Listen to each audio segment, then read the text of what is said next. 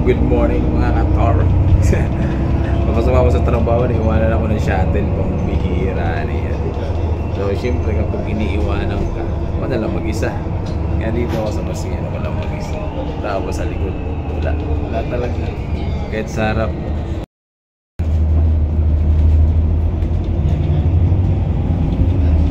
wala mag-isa sa bus ngayon dito. Yan. So dahil mag-isa lang tayo ngayon mga kator, mag-isa lang dito sa bus, boring, natok pa naman ako. Ay naka, isang minuto lang iwanan pa ng shuttle. Awit, pambihira. Ganun ang buhay na. Kaya magkukupad-kupad, pambihira. Kung kailan kasi pa umaga na tsaka napapasarap ang tulog. My goodness. So logi ka kasi kapag nag-commute.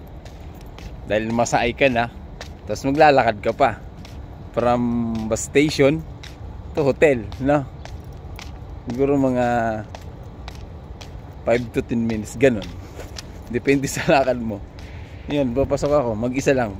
Pambihira talaga kasi, no? Naiwanan eh. So, yun talaga. Pambihira, no? Pero okay lang, umaga naman eh. Exercise ba? Papasok sa trabaho. Bukas, agahan ko na lang. O hindi mag-commute ulit pag na-late. Aga pa naman, alas 9 pa naman ang pasok ko. Tapos ang oras ano pa lang, 7:58.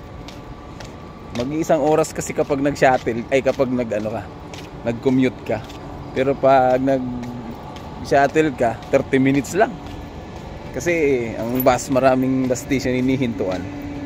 Yan natatagalan. Pero pag nag-shuttle ka, dire-diretso, 30 minutes lang. So, yun ang update ko sa ngayon.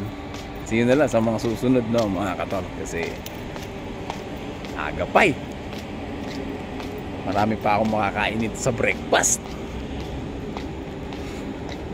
Babush. So, what's up mga kator? Today, sinadya ko talagang mag-commute kasi kagabi pagdating ko sa kwarto ko, merong nakalagay na gitara doon na putol yung string. Hindi ako makakatulog hanggat hindi ko maayos yun. May string naman na bago. Kaya kinabit ko. Tapos tinono ko kagabi. Kaya napuyat ako. Kaya feeling ko di ako aabot sa shuttle. Commute na lang ako ulit today. So dito sa bus station, waiting area ng bus station yan. Mag-isa ako ngayon kasi baka maya-maya pa yung partner ko hindi pa sumabay. Baka makarating ako ng medyo maaga pa naman. Makapag-breakfast pa, di ba? So, ako lang mag-isa.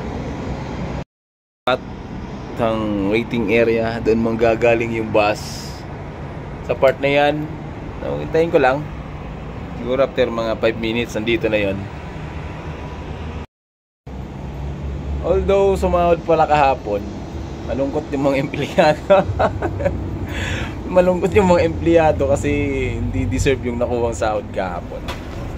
Yan lang update. Sa ngayon, kinanlangaw na to eh. Habang maghintay ako ng shuttle, ng bus. So, mas maganda kasi talaga mag-commute. Ang problema lang, matagal siya, tapos may nilalakad papunta doon sa hotel na pinapasukan namin. Compare kapag nag-shuttle ka, doon na mismo sa tapat ng Iblis entrance, ihito yung shuttle. Pag nag-commute ka, mamamasahe ka na, maglalakad ka pa. So, kaya mas maganda nag-shuttle na lang. Kaya lang, ang aga ng shuttle. Ang pasok namin alas 9 ang namin time in. Tapos ang shuttle alas 7 pa lang pick up na. Tapos yun, wala ang susunod na pick up, mahaba-haba. 8:30. Malilit ka na kapag 8:30 na shuttle sasakyan mo. Kaya kung alas 7 naman, sobrang aga.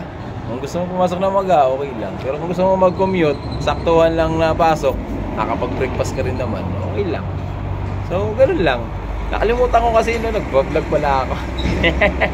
Hindi na ako nakakapag-upload dahil busy, tapos laging pagod. Tapos yun, nalilibang mag-gitara. So, siguro sa mga susunod na video na lang muna makakatar. Babush!